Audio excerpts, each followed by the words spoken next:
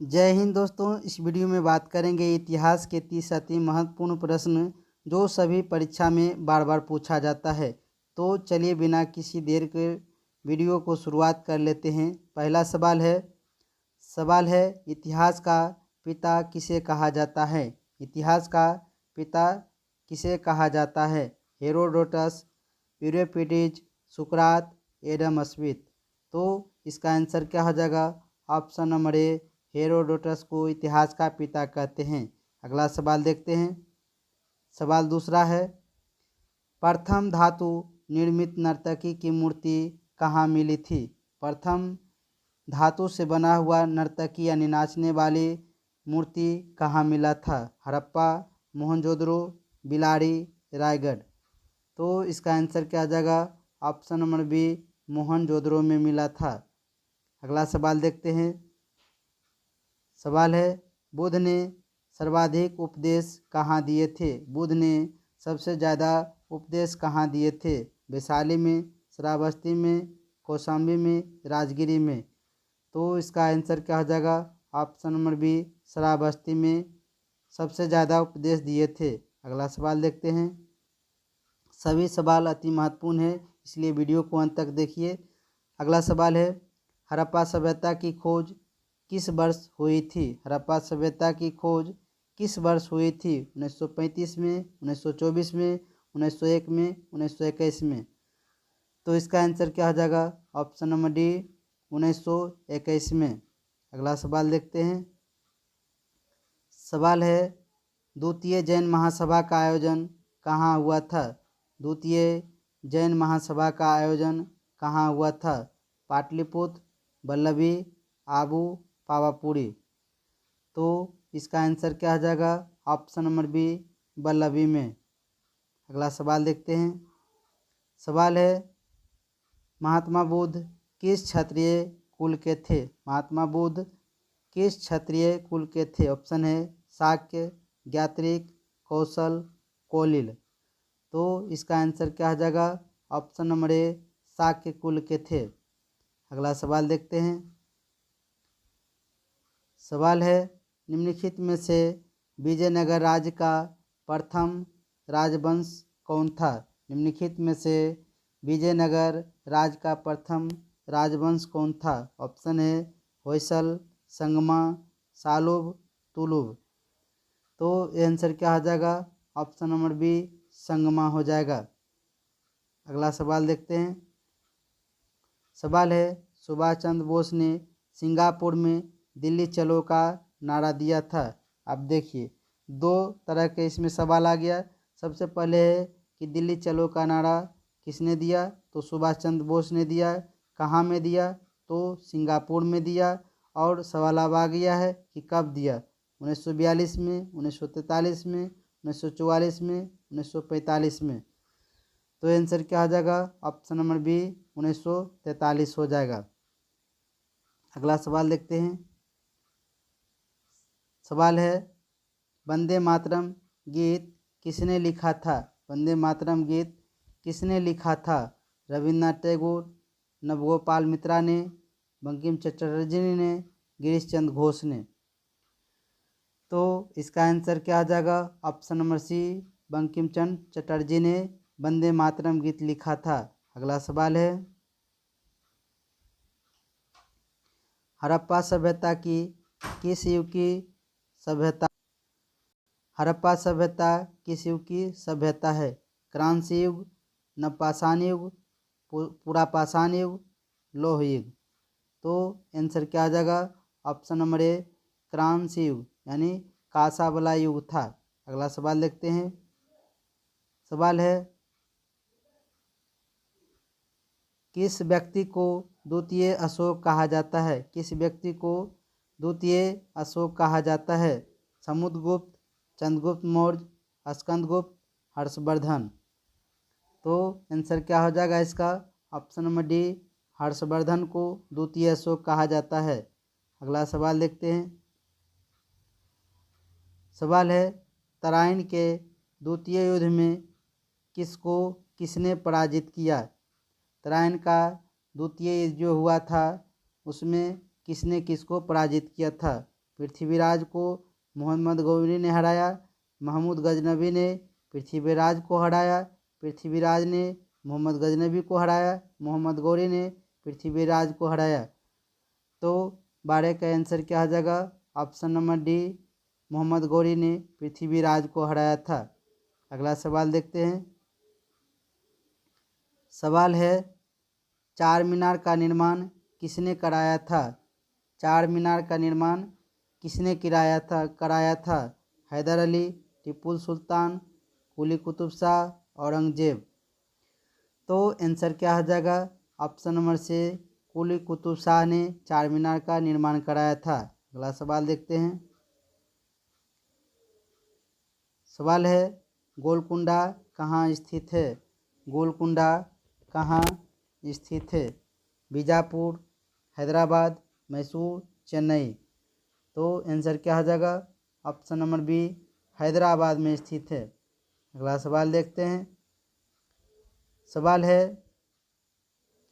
शिवाजी के राजनीतिक गुरु एवं संरक्षक कौन थे? शिवाजी के राजनीतिक गुरु एवं संरक्षक कौन थे? ऑप्शन है समर्थ रामदास, शाहजी भोसले, दादाजी कोंडदेव, इनमें से कोई नहीं। तो आंसर क्या आ जाएगा? ऑप्शन नंबर सी, दादाजी कोंडदेव। अगला सवाल देखते हैं। सवाल है, महाराष्ट्र का सुकरात किसे कहा जाता है? महाराष्ट्र का सुकरात किसे कहा जाता है? बाल गंगाधर तिलक, बिपिन चंद्र पाल, फिरोज शाह मेहता, महादेव गोविंद रनाडे। तो इसका आंसर क्या हो जाएगा? Option number D, Mahadev Govind Ranade को महाराष्ट्र का सुकरात कहा जाता है। अगला सवाल देखते हैं। सवाल है, सारे जहां से अच्छा हिंदुस्तान हमारा के लेखक कौन है, यानी रचनाकार कौन है? सारे जहां से अच्छा हिंदुस्तान हमारा के लेखक कौन है? ऑप्शन है रविन्द्रनाथ टैगोर, इकबाल, रहमत अली, भगत सिंह। तो आंसर हो जाएगा ऑप्शन नंबर बी, इकबाल। अगला सवाल देखते हैं। सवाल है, स्वराज मेरा जन्मसिद्ध अधिकार है और उसे मैं लेकर रहूँगा, यह कथन किसका है? स्वराज मेरा जन्मसिद्ध अधिकार है और उसे मैं लेकर रहूँगा, यह कथन किसका है? ऑप्शन है अरविंद घोष, महात्मा गांधी, सुभाष चंद्र बोस, बाल गंगाधर तिलक। तो इसका आंसर क्या हो जाएगा? ऑप्शन नंबर डी, बाल गंगाधर तिलक ने कहा था स्वराज हमारा जन्मसिद्ध अधिकार है और उसे मैं लेकर रहूँगा। अगला सवाल देखते हैं। सवाल है, जातक किसका ग्रंथ है? जातक जो है किसका ग्रंथ है? वैष्णव का, जैन का, बौद्ध का, शैव का। तो आंसर क्या हो जाएगा? ऑप्शन नंबर सी, शैव का जातक ग्रंथ है। अगला देखते हैं। बौद्ध धर्म का जातक ग्रंथ है। अगला देखते हैं। सवाल है, कुतुब मीनार का कार्य किसने पूरा कराया था? कुतुब मीनार का कार्य किसने पूरा कराया था? तो रजिया, कुतुबुद्दीन ऐबक, इल्तुतमिश, बलबन। आंसर क्या आ जाएगा? ऑप्शन नंबर सी, इल्तुतमिश ने कुतुब मीनार का कार्य पूरा कराया था। अगला सवाल देखते हैं। सवाल है, किस युद्ध से भारत में मुगल राज की नींव पड़ी? कौन सा युद्ध हुआ था जिसमें भारत में मुगल राज की शुरुआत हो गया था? ऑप्शन है प्लासी का युद्ध, तालीकोटा का युद्ध, पानीपत का प्रथम युद्ध, हल्दी घाटी का युद्ध। तो आंसर क्या आ जाएगा? ऑप्शन नंबर सी, पानीपत का प्रथम युद्ध से। अगला सवाल देखते हैं। सवाल है, किसे आधुनिक भारत का जनक कहा जाता है? किसे आधुनिक भारत का जनक कहा जाता है? लाला लाजपत राय, महात्मा गांधी, राजा राम मोहन राय, भगत सिंह। तो आंसर क्या आ जाएगा? ऑप्शन नंबर सी, राजा राम मोहन राय को आधुनिक भारत का जनक कहा जाता है। अगला सवाल देखते हैं। सवाल है, रजिया सुल्तान किसकी बेटी थी? रजिया सुल्तान किसकी बेटी थी? इल्तुतमिश की, नसीरुद्दीन की, बलबन की, कुतुबुद्दीन ऐबक की। तो इसका आंसर क्या आ जाएगा? ऑप्शन नंबर ए, इल्तुतमिश की रजिया बेटी थी।